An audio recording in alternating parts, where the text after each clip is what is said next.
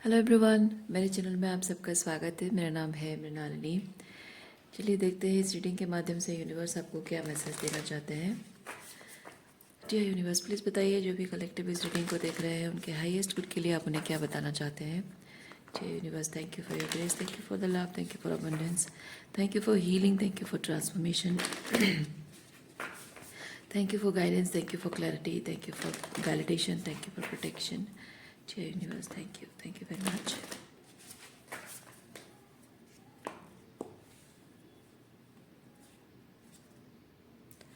Sword Destroyer.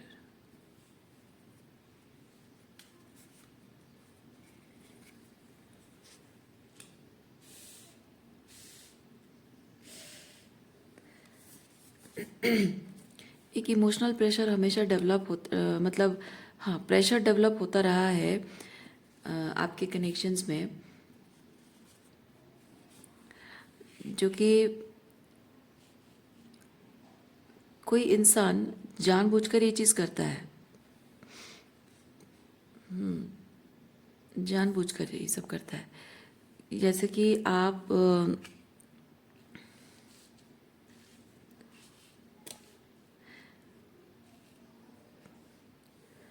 किसी person के साथ विद अ सॉर्ड, किसी पर्सन के साथ आप कम्युनिकेट करना चाहते हो और आपके और उसके बीच दूरियां ख़त्म करना चाहते हो, लेकिन ये चीज़ है कि ये बातचीत हो नहीं पा रही है।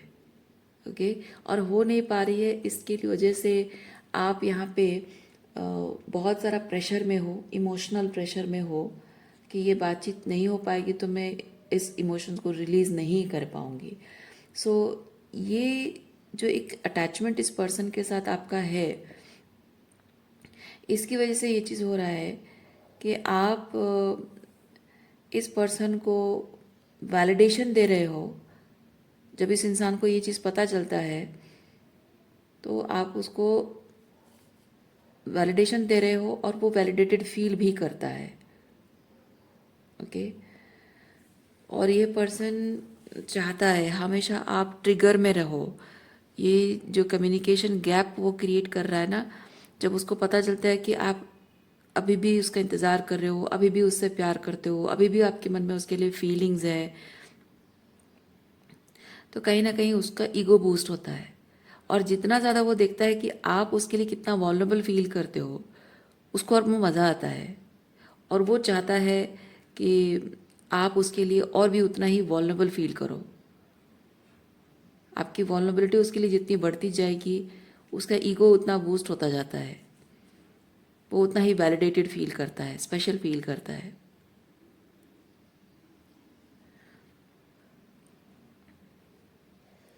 और ये चीज़ विद द थ्रेशोल्ड उस हद तक आप पहुंचा है जहां आप इस सिचुएशन में क्रम्बल डाउन करने की स्थिति में आ चुके हैं। इनफ इज इनफ वाली एनर्जी में आ चुके हो आप।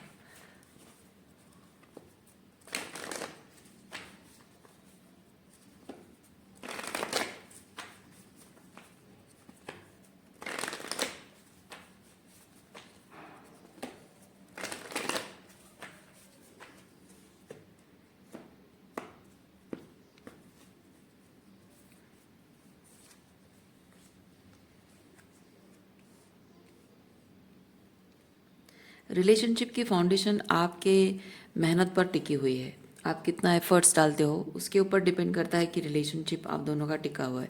अगर आप थोड़ा सा भी अपना हाथ विड्रॉ कर लेंगे तो ये रिलेशनशिप टूटने में ज़्यादा वक्त नहीं लगेगा।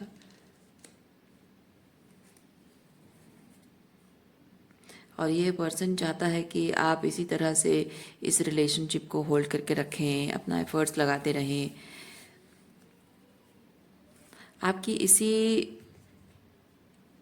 इसी क्वालिटी की वजह से ही ये पर्सन आपको ब्रेड क्रम्बिंग करता है। ओके, इवन इफ अगर ब्रेड क्रम्बिंग नहीं भी हो रही है तो सिंपली ये चीज़ है कि वो आपको क्लोजर भी नहीं दे रहा है। रिलेशनशिप है या नहीं है, इस एक फाइनल डिसीजन नहीं है, मतलब बिहेवियर उसका ऐसा है कि रिलेशनशिप ख़त्म हो चुका है, लेकिन उसके एनर्जी, इमोशनल नीडीनेस है, आपसे बात करते रहना, ऑन एंड ऑफ उसकी एनर्जी होना, सो दैट रिप्रेजेंट्स कि वो आपके साथ अभी भी रिलेशनशिप चाहता है। सो ये भी एक तरह से है कि ब्रेड क्रम्बिंग थोड़ी बहुत हो रही है, ये भी एक टाइप है ब्रेड क्रम्बिंग की। थोड़ा थोड़ा एनर्जी देते रहना, थोड़ा थोड़ा आपको इमोशन शो करते रहना बीच बीच में।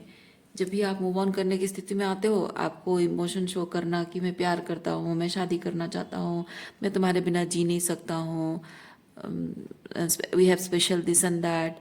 और जैसे ही आपकी एनर्जी मिल जाती है फिर गायब हो जाता है।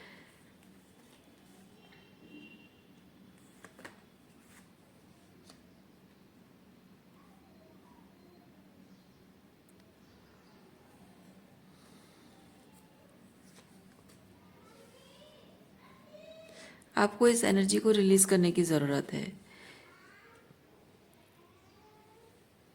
नर्वस सिस्टम आपकी काम डाउन होना बहुत ज़रूरी है, क्योंकि इस पर्सन के साथ इस तरह की एनर्जी में जब आप रिलेशनशिप में हो, सो हमेशा जब भी आप मूव ऑन करने की बात करते हो, ये पर्सन वापस चला आता है और वापस आकर आपको रोकने की हर कोशिश करता है, और कुछ ना कुछ ऐसा बोल देता है जिससे कि आप यकीन कर लेते हो कि हाँ अब हमारे बीच सब ठीक हो जाएगा। लेकिन एक्चुअली में कुछ ठीक नहीं करना है उसको। बस ये चीज़ है कि उसका जो भी डिस्टॉर्शन है, देखिए वेनम है यहाँ पे, डेविल कार्ड है, ओके। उसका जो डिस्टॉर्शन है उसको आप टॉलरेट नहीं कर पा रहे हो, और वो चाहता है कि किसी तरह से आपको मैनिपुलेट करके वो रोके रखे और उसका डिस्टॉर्शन आप सहते रहो। सो ये नहीं है कि वो आपको तकलीफ देना चाहता है, ये है कि वो अपने डिस्टॉर्शन को छोड़ना नहीं चाहता है, उसका ईगो उसके लिए ज़्यादा इम्पोर्टेंट है। और आपको अगर इस रिलेशनशिप में रहने के लिए उसकी टॉक्सिसिटी को सहना पड़ रहा है, सो काइंड ऑफ उस इंसान को इस बात से फ़र्क नहीं पड़ता है, वो आपको तकलीफ देना नहीं चाहता है, लेकिन आपको साथ रखने के लिए अगर आपको तकलीफ सहनी पड़ रही है तो वो इम्पोर्टेंट नहीं है, इम्पोर्टेंट है कि वो खुश है। आपको तकलीफ हो रही वो इम्पोर्टेंट नहीं है, वो खुश है वो इम्पोर्टेंट है, चाहे उसमें आपको कितनी भी तकलीफ सहनी पड़े।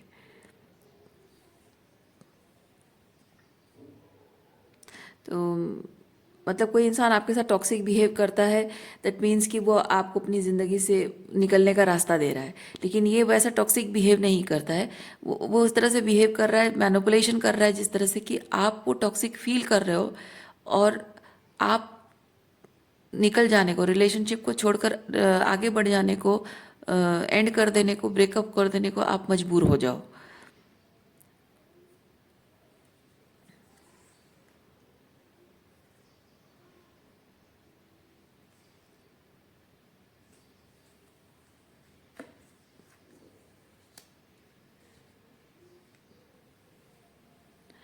बाउंड्रीज, ये पर्सन आपकी बाउंड्रीज की रिस्पेक्ट नहीं करता है।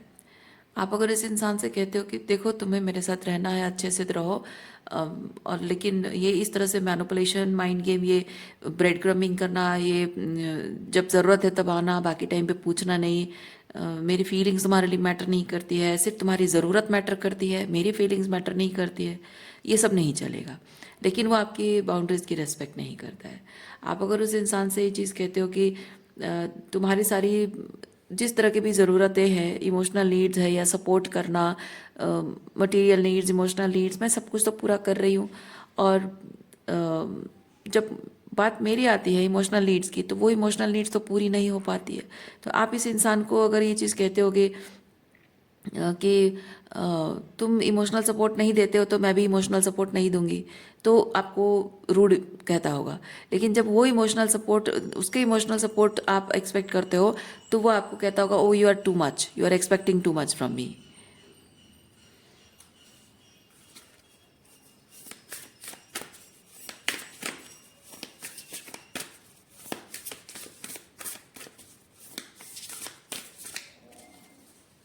जब उसको आपसे कुछ चाहिए होगा तो आपको अपना चेहरा दिखाता होगा, और जब ज़रूरत ख़त्म हो जाती है तो भाग जाता होगा, और जब आप मना करते हो तब भी चला जाता होगा, या फिर उससे कुछ अकाउंटेबिलिटी मांगते होगे तो भी मुंह छुपा के भाग जाता होगा।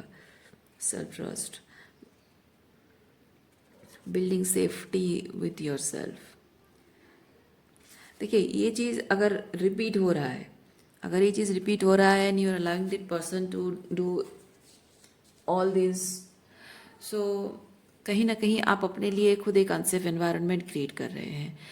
And building safety with your self का मतलब ये चीज़ है कि अपने आप के साथ सेफ फील करना।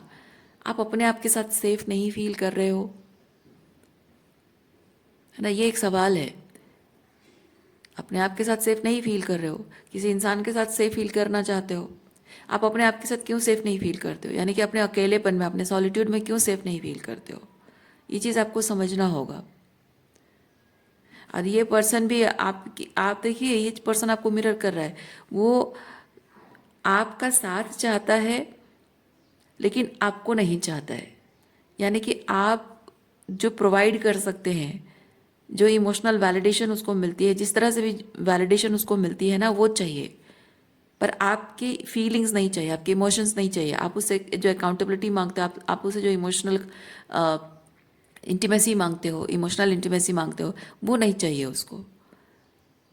उसको सिर्फ आपसे रिसीव करना है, आपको कुछ देना नहीं है। क्यों? क्योंकि वो जैसा वो अपने मतलब विदाउट यू वो अपने आप को कुछ नहीं फील करता। आपके बिना वो अपने आप को कुछ नहीं फील करता है। दैट मीन्स वो अपने आप के साथ सेफ नहीं फील करता है। और एग्जैक्टली वही चीज़ आप भी अपने आप के साथ कर रहे हो। आप भी अपने आप के साथ सेफ नहीं फील कर रहे हो।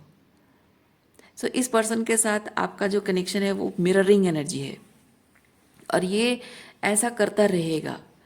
वो ऐसा करता रहेगा, हमेशा करता रहेगा, तब तक करता रहेगा जब तक आप ये नहीं समझोगे कि आप अपने सॉलिट्यूड को एक्सेप्ट क्यों नहीं कर पा रहे हो, आप अपने सिंगलहुड को एक्सेप्ट क्यों नहीं कर पा रहे हो, आप जैसे हैं अपने आप को वैसे क्यों एक्सेप्ट नहीं कर पा रहे हो।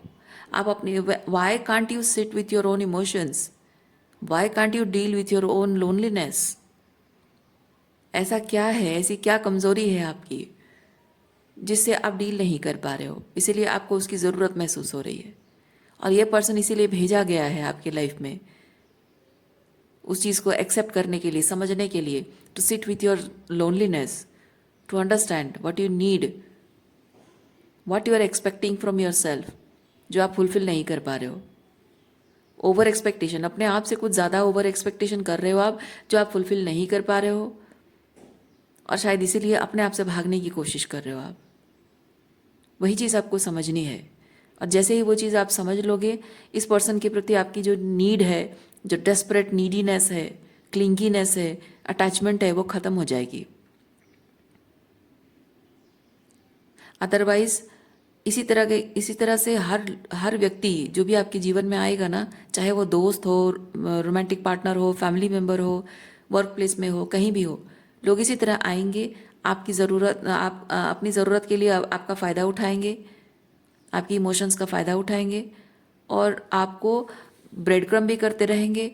और आप अगर उनसे कुछ मांगोगे अकाउंटेबल बदले में, रिलेशनशिप में रेसिप्रोसिटी मांगोगे, तो आपको इसी तरह से इनवैलिडेट करते रहेंगे, ताकि आप वैलिडेशन के लिए डेस्परेट होते रहो।